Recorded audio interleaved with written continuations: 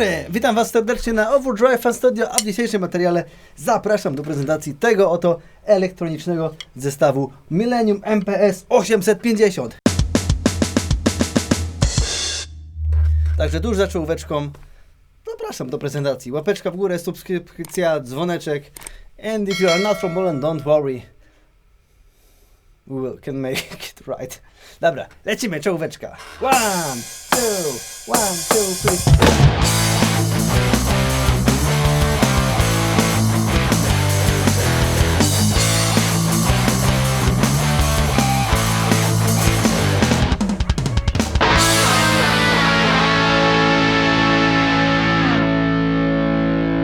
Dobra, to już zaczynamy tak na poważnie, oczywiście. Słuchajcie, mam tutaj przed sobą ten zestaw. Była ogromna sugestia widzów, aby to cudo się tutaj na kanale pojawiło, ponieważ zacząłem od tego najtańszego zestawu z Millennium dla dzieci, potem był ten droższy za 999 zł.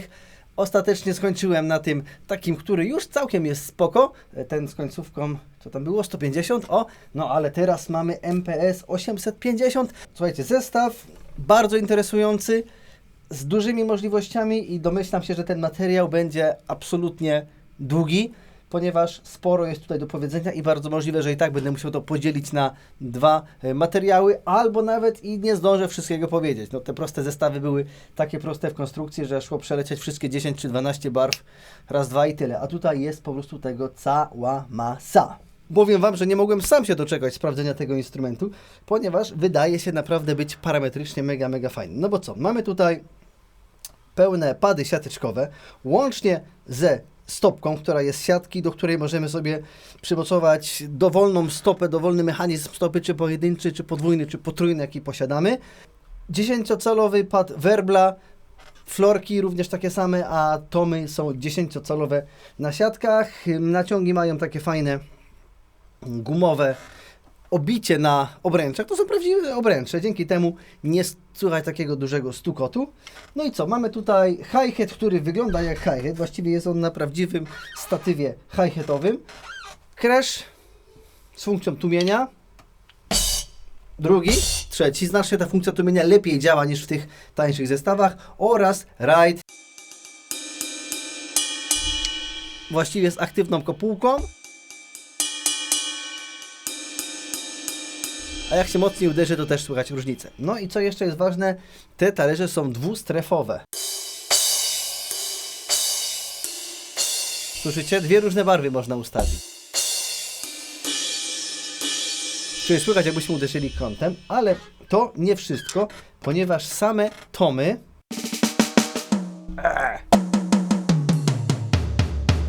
również mają aktywne te obręcze.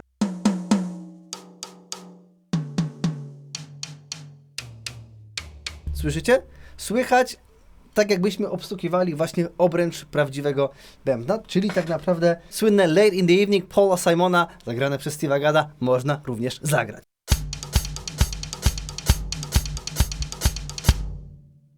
Werbel również ma aktywny rimshot. Zobaczcie, mamy niby środek werbla, a tutaj rimshot, nie? Oczywiście to nie działa tak jak w przypadku bębnów akustycznych. Tutaj po prostu zamiast uderzać pałką równocześnie w membranę i w obręcz, uderzam w samą obręcz, ale oczywiście mogę sobie zmienić również barwę tej obręczy, aby powstał klik, co zresztą zaraz zrobię. Widzicie, przemieniłem, więc teraz bossy spokojnie można grać.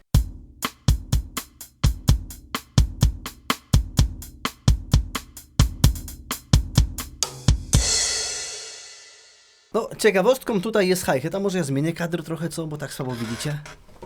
No i dobrze, i zobaczymy sobie, słuchajcie, jak to funkcjonuje. W ogóle to Wam pokażę. To działa w ten sposób, że mamy... A tu kabel się ciągnie.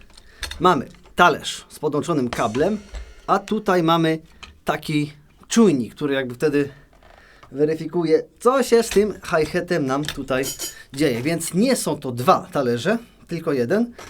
Ale sprawdzimy, jak to działa. Czyli mamy zamknięty.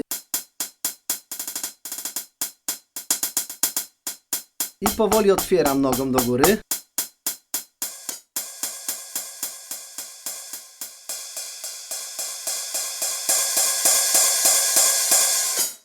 No powiem tak, na pewno nie działa zero-jedynkowo, ale nie ma tyle barw, jaki ma standardowy hi-hat. Ja wyczuwam to w ten sposób. Jest zamknięty. W trakcie jakby aktywuje się ta sama barwa przy otwartym i są jakby dołożone dwie na siebie, zobaczcie. To nie są dwie i otwarte i zamknięte. A jak go puszczę maksymalnie, to jest jakby ta otwarta. No i nogą również można, nie? Czyli 50 ways to leave your lover teoretycznie można zagrać.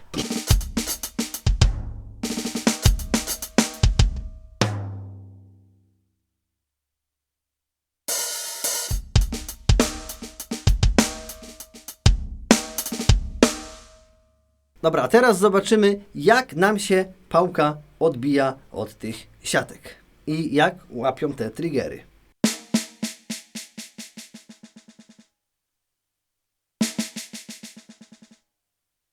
No, słyszycie, bo macie i dźwięk w tym momencie zrobię Wam z mikrofonu i z linii.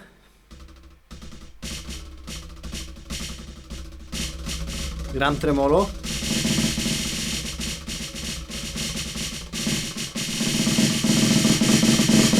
Ale takie mega ciche nie przechodzi. Chociaż jest na to jeszcze jeden sposób i do tego wrócimy niebawem. Może się to uda. No dobra, to teraz w takim razie parę słów odnośnie miksera oraz zaprezentowanie różnych barw, które są tutaj wbudowane.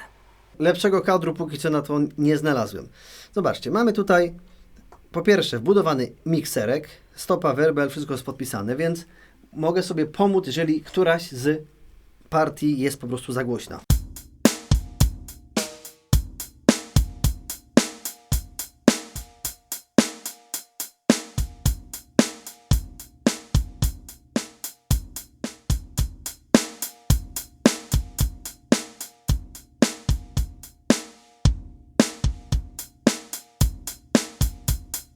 Prawda? Master Volume, tutaj mamy głośność in, słuchaweczki. Prócz tego tutaj tym oto kółeczkiem przekręcamy sobie barwy, więc teraz zaprezentuję Wam dosłownie kilka różnych barw. Pierwszą powiedzmy mamy ogarniętą, teraz zrobimy sobie barwę numer 2.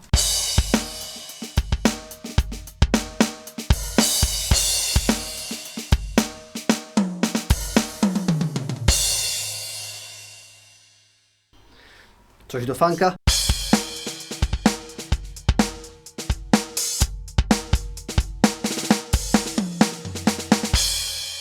Przy okazji statyw oberwał też. Jazz Brush.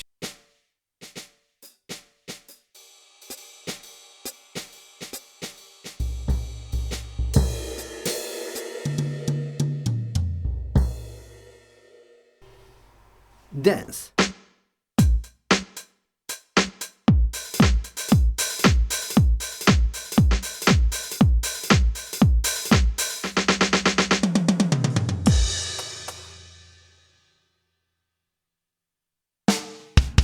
O, rock.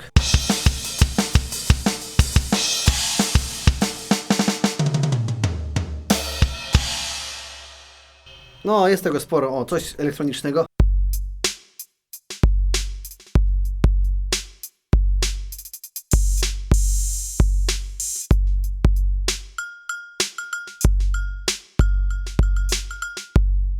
Widzicie tego talerza, no trudno.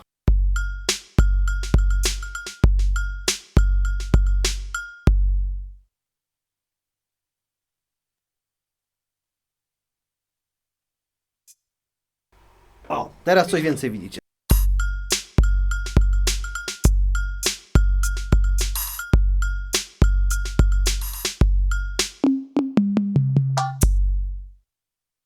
Naprawdę jest całkiem sporo. O.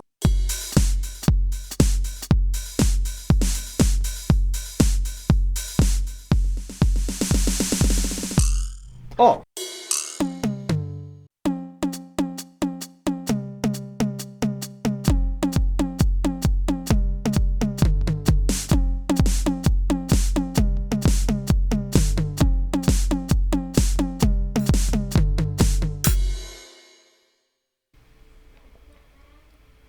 Naprawdę jest sporo możliwości do wyboru. Teraz mamy jakąś barwę latin.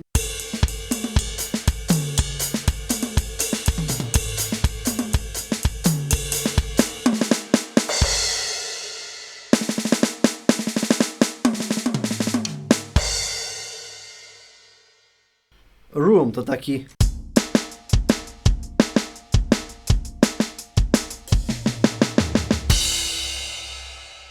Ale mamy też na przykład, słuchajcie, barwę marimba. Ale zmieniam ustawienia kadru, żebyście się za bardzo nie nudzili. Zobaczcie.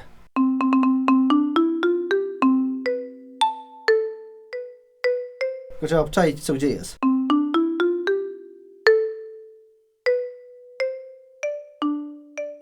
Patrzcie, tutaj na przykład obręczy mam aktywne, mam oktawki.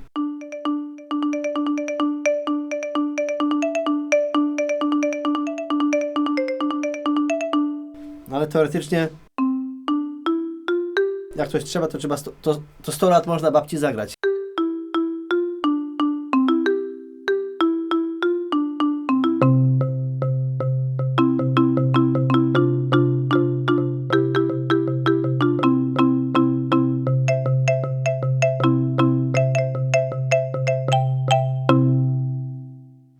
W ramach jakichś takich efektów na jakichś koncertach jak najbardziej.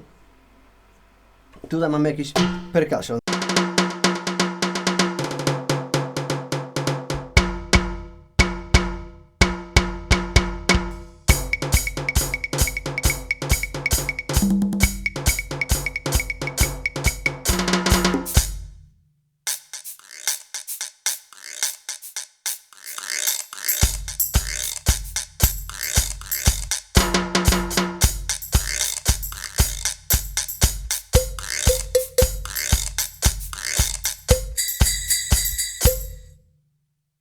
Zabawa na całego, nie? Tutaj natomiast jest, słuchajcie, ciekawostka. Teraz uwaga, patrzcie.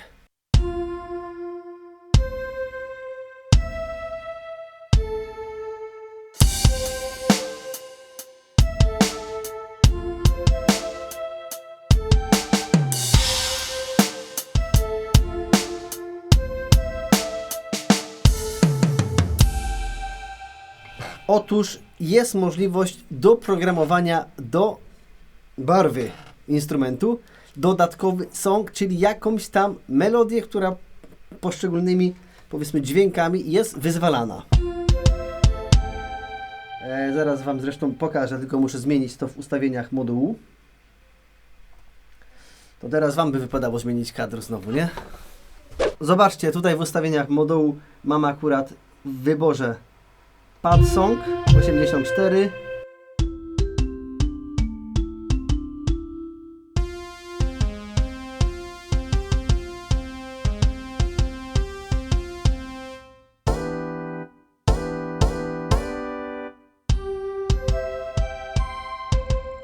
No, gdzieś to się może co po niektórym przydać. Ale skoro już jesteśmy tak daleko, to w takim razie zbliżę Wam na sam moduł i pokażę, jak możemy edytować brzmienia w poszczególnych kitach. Słuchajcie, teraz patrzycie dokładnie z tej samej perspektywy, co ja. Więc na przykład mam sobie barwę pop tutaj. Robię sobie menu i wybieram opcję voice. Widzicie, mam jakiś jazz snare 40. Mogę sobie wybrać zupełnie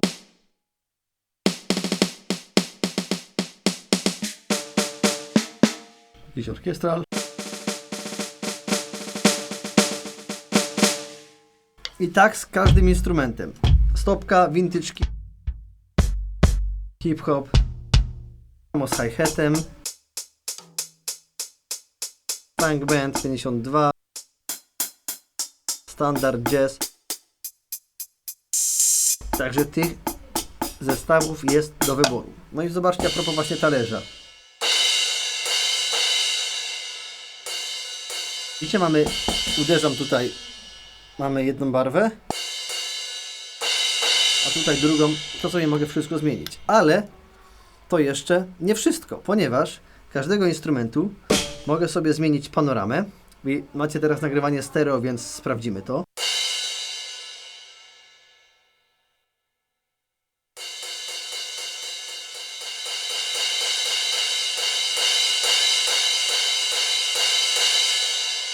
Działa? Mam nadzieję, że działa.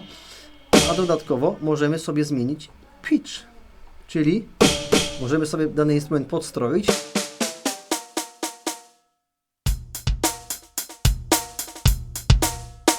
Lub obniżyć.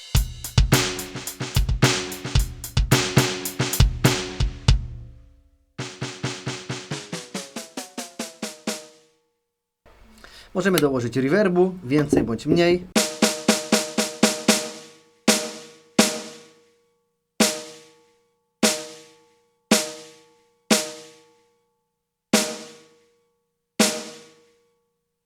O, a teraz tak mnie tknęło, nagram Wam kawałeczek festiwalu The Rytmo, czyli świetnego numeru, którego tam nauczyłem się ponad 10 lat temu i od 10 lat go nie grałem, zobaczymy. Mam nadzieję, że jakoś to pójdzie.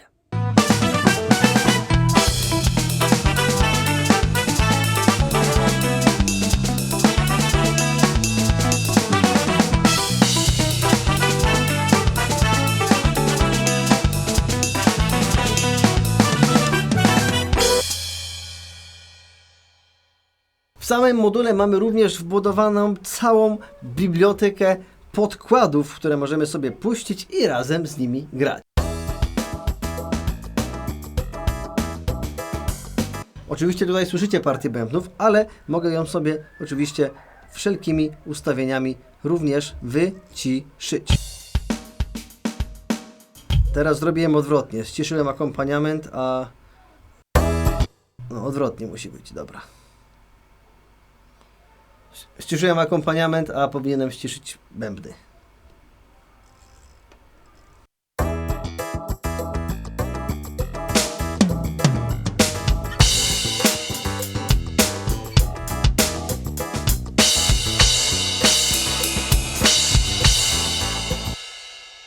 I tych podkładów naprawdę jest tutaj sporo.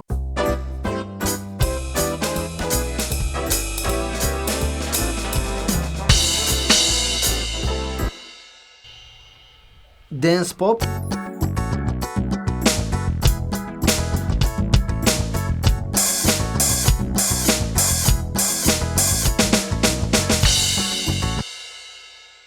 A teraz heavy rock.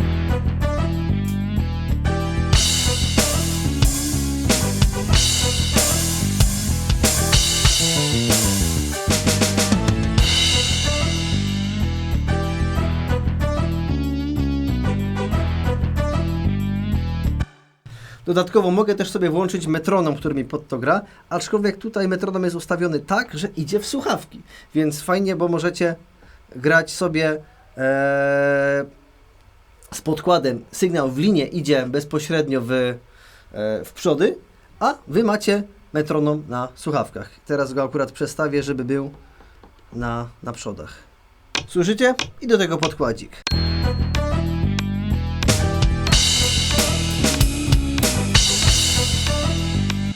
No, tak to działa. To teraz jeszcze raz zbliżenia na moduł i parę innych ciekawych funkcji. Dobra, ale włączę Wam jeszcze, żeby pokazać, jak te podkłady wyglądają. Akurat tutaj mam jakiś podkład punk.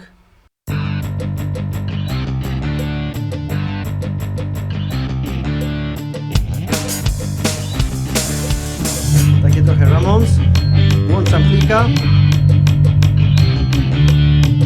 I tutaj mogę sobie wszelkie ustawienia pozmieniać. Głośność.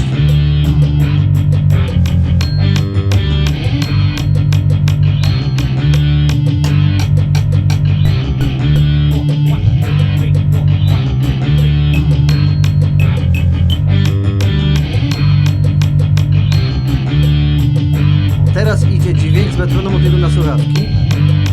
Teraz wszędzie. Prawda? Bardzo fajnie. I teraz chciałem Wam zaprezentować właśnie kwestię, muszę tylko zmienić na kit. O, mamy sobie jakąś barwę pop. Zmienimy. Niech będzie na Fusion. Bardzo proszę. I teraz wszelkie dostępne opcje, które tutaj mamy. Czyli mamy wybór głosu, prawda? To już sobie ogarnialiśmy, nie? Tu sobie zmieniamy barwę. Prawda? Tutaj mamy funkcję trigger. I to jest mega fajna rzecz, którą możemy tutaj sobie zmieniać. Po pierwsze, możemy sobie zmienić czułość tego triggera. Muszę Wam oddalić, żebyście widzieli. O. Widzicie, mam czułość na 10. Teraz jest na 16. Czyli jest niby bardziej czuły. Na 0 będzie... Widzicie, gram mocno, ale nie słychać. Nie?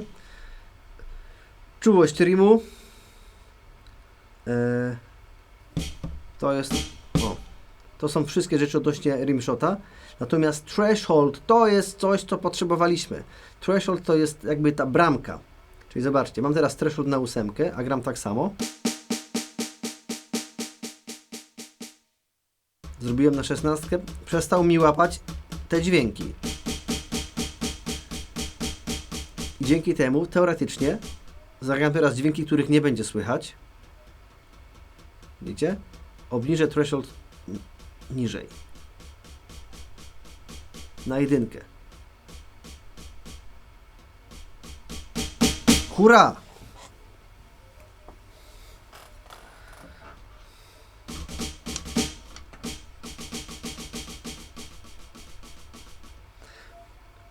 Hurra, ponieważ udało mi się w końcu ustawić tak, że mega cichutkie dźwięki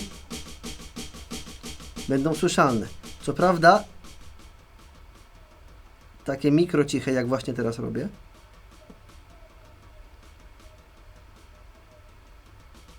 nie zawsze się zbierają, no ale jest to znacznie lepiej w porównaniu do tych zestawów, które były wcześniej.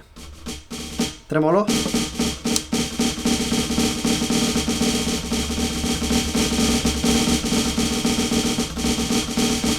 Jeszcze może niedoskonałe, ale dwójki jak najbardziej nam tutaj grają.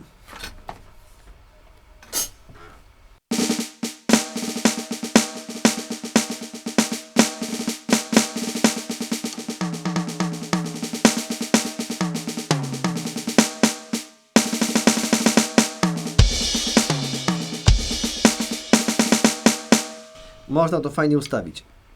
Co do pozostałych funkcji typu Xtal Cancel i Retry Cancel, to są funkcje, które używamy, kiedy to nam jakieś przydźwięki powstają i się drugi pad chociażby odzywa. Natomiast mamy też funkcję różnej dynamiki. Zobaczcie, mamy tutaj funkcję dynamiki do wyboru. No muszę się oddalić, bo nic nie widzicie. Ciężko ten materiał się nagrywa. Taka była dynamika teraz, jako 1. A na przykład na 3 jest taka. Inna krzywa, prawda? Tutaj znacznie głośniej, znacznie szybciej jest głośno. Zresztą te krzywe tej linii w instrukcji są, teraz Wam wrzucam zdjęcie, abyście sobie zobaczyli. MIDI note, czyli to jest to numer nuty, którą mamy jakby w klawiaturze fortepianu, tak? 38, 48, 45, 36. To będzie nam potrzebne później. Mamy też dodatkowe funkcje utility, które są dodatkowo opisane w instrukcji. Tutaj chociażby mamy opcję wysyłania sygnału MIDI poprzez, czy jest od razu zbarwowany, czy też nie. Mamy też kwestię lewo-praworęczności oraz wyłączenie auto po chociażby 30 minutach tutaj, więc to może się gdzieś tam komuś przydać. Mamy też opcję kompresji, to jest ciekawy temat. Zobaczcie, jak wygląda kwestia kompresji. Mamy teraz threshold na 15. Teraz zmienię tą kompresję na 0.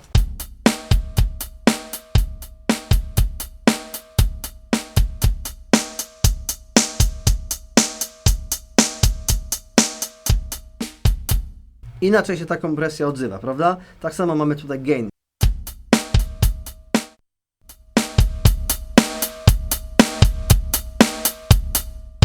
słyszeliśmy, że jest bardziej tłusto w tym momencie. Ciekawe, czy Wam sygnału nie przewaliłem, ale kompresja w tym momencie też powinna pomóc. Więc naprawdę kupę możliwości edycyjnych tutaj jest. Mówiłem Wam, że ten materiał będzie długi, ale tak pokrótce staram się o wszystkim ciutkę powiedzieć. Więcej informacji naprawdę idzie wyczytać w instrukcji, ale chcę powiedzieć teraz jeszcze o dwóch bardzo ważnych tematach. O tym, czym nie wspomniałem na samym początku, czyli po pierwsze, co ma w sobie moduł, ponieważ moduł ma od prawej strony zasilanie, wejście na triggery, wyjście lewy, prawy, MIDI, mamy wejście na pendrive'a, USB, by podłączyć moduł do kompa oraz wejście słuchaweczkowe. I teraz Wam właśnie chciałem powiedzieć o tym USB. Po pierwsze USB, tak jak wcześniejsze zestawy, które prezentowałem i właściwie już chyba każdy teraz na rynku przyzwoity zestaw coś takiego ma, mamy możliwość wyjścia MIDI i wprowadzania sygnału bezpośrednio do kompa i za chwilkę pokrótce pokażę Wam, jak to wygląda.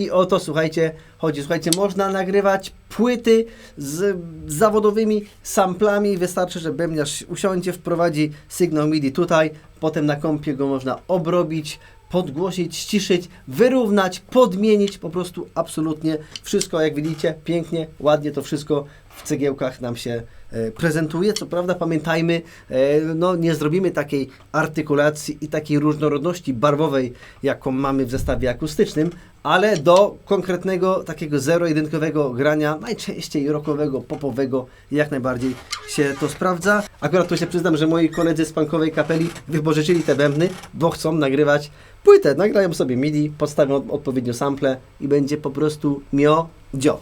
A mi nie pozostaje nic innego, jak zagrać Wam kilka po prostu utworów, tak żeby pokazać różnego rodzaju sample, te bezpośrednio z kompa. Nie mam pojęcia co, będę improwizował i będę grał bez metronomu, a potem dogrywał w postprodukcji jak zwykle gitarki. Może Wam zagram teraz taki fragmencik.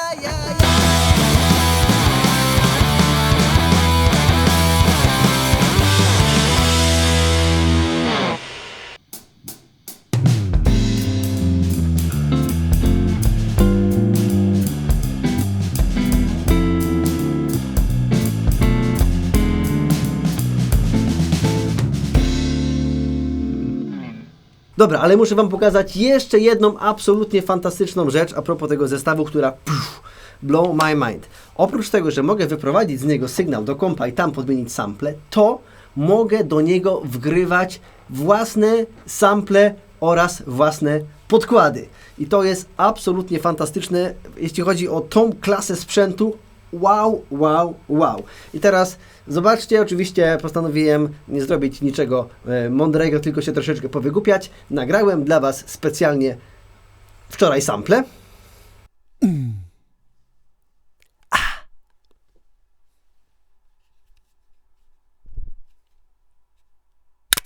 Potem je pociąłem, nagrałem na pendrive'a, wrzuciłem do modułu, importowałem i tak to wygląda. No dobra, to teraz patrzcie.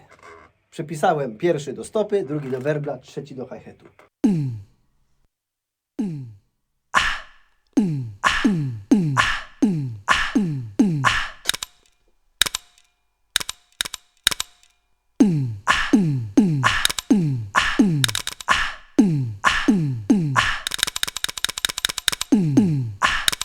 Po prostu absolutny sztos. Możecie sobie nagrać dowolny sample, czy bębna, czy natury, czy cokolwiek i używać go podczas grania, ale tak samo jak w przypadku wszystkich innych sampli, macie możliwość go przestrajania.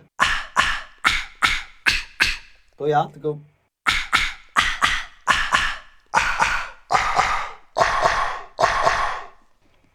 Oraz dodawanie oczywiście chociażby reverbu.